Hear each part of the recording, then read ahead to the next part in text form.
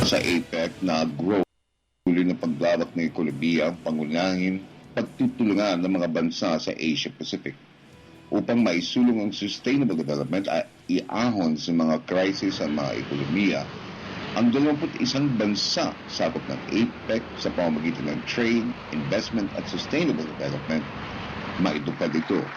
Ayon sa host, si Indonesian President Silvio Bambang Yudhoyono, Asia-Pacific economic economies must also improve infrastructure upang patibayin ng trade at investment.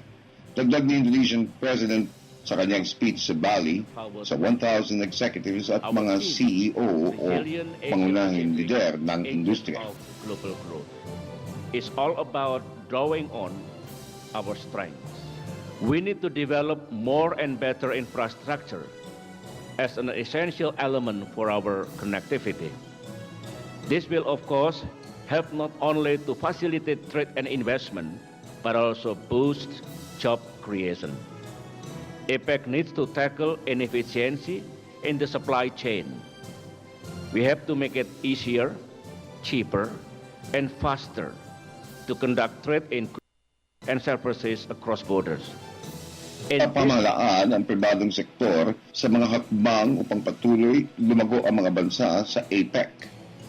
Sa Inclusive Growth Session naman, umarap si Pangulong Benigno Aquino kasabay ni Prime Minister Yingluck Shinawatra.